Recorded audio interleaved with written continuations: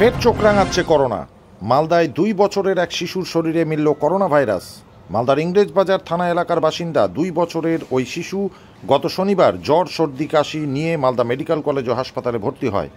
সেদিন রাত্রেই ওই শিশুর লালা সংগ্রহ করে একাধিক পরীক্ষা করা হয়, আর তাতেই করোনা পজিটিভ আসে ওই শিশুর। এরপর ওই শিশুকে মালদা মেডিকেল কলেজ ও হাসপাতালে ভর্তি করা হয়। তবে বর্তমানে ওই শিশু আগের তুলনায় অনেকটাই ভালো রয়েছে, এমনটাই খবর।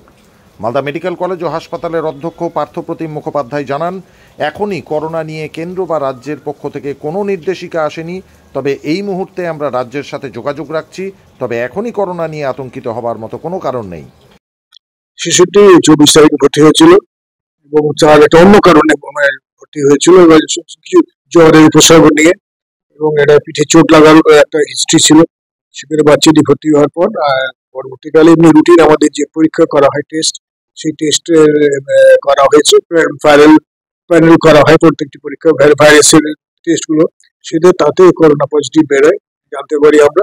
তখন তারপর যথাযথ তাকে এমনি তার ট্রিটমেন্ট চলছে এবং সে এখন ভালো আছে। আগে কালকে ছিল পিআইসিইউতে, সেখান থেকে সে আবার ইমপ্রুভ করেছে এবং তাকে এখন সাধারণ বেডে পেডিয়াট্রিক বেডে নিয়ে যাওয়া হয়েছে। স্যার, জেলায় কি এই প্রথম না আরো হয়েছে? জেলায় কি করোনা পজিটিভ? না, এইটাই মানে এটা ইনসিডেন্টাল ফাইন্ডিং। বিশেষজ্ঞ যারা আছেন ডিপার্টমেন্টের, যারা পিডিয়াট্রিক্স ডিপার্টমেন্টে বিভাগীয় প্রধান এবং ওনার বিশেষজ্ঞ, তারা বলছেন এটা একটা অন্য কারণে ভর্তি হয়েছিল, অন্য একটা প্রবলেম নিয়ে পুরো ইফেকশন ছিল সেদিন। কিন্তু তারপরে এটা ইনসিডেন্টাল, ওরা বলছেন ইনসিডেন্টাল ফাইন্ডিং একটা পাওয়া গেছে। তবে আমরা নজর রাখছি, বিষয়টার উপর নজর রাখে আমরা যে আমাদের যে প্রোটোকল আছে এখন, স্ট্যান্ডার্ড যে প্রোটোকলটি এখন আছে, প্রোটোকল অনুযায়ী আমরা চিকিৎসার ব্যবস্থা নিয়ে রেখেছি। স্বাস্থ্য ভবন থেকে কি কোনো ওয়ার্ড খোলা হচ্ছে? কোভিড কোনো ওয়ার্ড খোলা হচ্ছে না, এখন না। আমাদের যে প্রোটোকল স্ট্যান্ডার্ড মেইনটেইন ছিল সেটাই আমরা করে যাচ্ছি।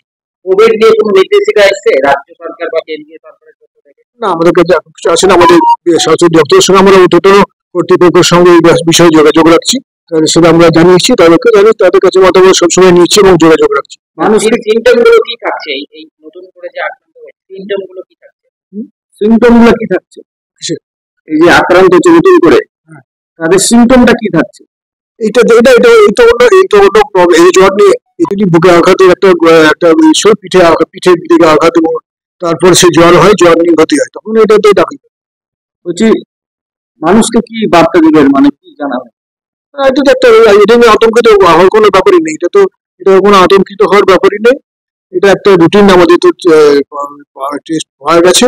তবে আমরা ব্যবহার প্রত্যেকটি বিষয়ে আমরা সচেতন থাকছি, মানুষকে সচেতন থাকতে হবে। কিন্তু এটা বিশেষ করে এটা একটা ইনসিডেন্টাল ফাইন্ডিং, এটা নিয়ে আতঙ্কিত হওয়ার কোনো প্রশ্ন নেই। এবং আমরা স্বাস্থ্য দপ্তর এবং আমাদের দপ্তর প্রত্যেক ব্যাপারে আমরা অ্যালার্ট আছি, আমরা যথাযথ ব্যবস্থা নিচ্ছি। উল্লেখ্য, এই মুহূর্তে গোটা দেশে চলতি মাসের 26 তারিখ পর্যন্ত করোনা আক্রান্তের সংখ্যা 1010 জন। আমাদের রাজ্যে সেই সংখ্যা প্রায় 12 জন। এরই মধ্যে নতুন করে মালদায় করোনার সন্ধান মেলায় কিছুটা হলেও আতঙ্কিত সাধারণ মানুষ। খবরে যা শুনতে পাচ্ছি তাতে দেখা যাচ্ছে যে গোটা বিশ্বে তো মানে করোনা আবার থাবা বসাতে শুরু করেছে। এর মধ্যে দিল্লিতে এবং কলকাতাতেও হয়ে গেছে, মালদাতেও একটা 2 বছরের শিশুর শরীরে করোনা পাওয়া গেছে। এই পরিস্থিতিতে আমরা খুবই আতঙ্কিত। মানে আমরা ভাবছি যে আবার পুরোনো দিনটা না ফিরে চলে আসে। এই ব্যাপারে সরকারের খুব পদক্ষেপ নেওয়া উচিত, কারণ সরকার যদি এইভাবে সচেতন না থাকে এবং সচেতন না করে, তাহলে কিন্তু পরবর্তীকালে আমাদের প্রচন্ড ভয়ানক অবস্থা এবং আমরা খুব ভয়ের মধ্যে আছি।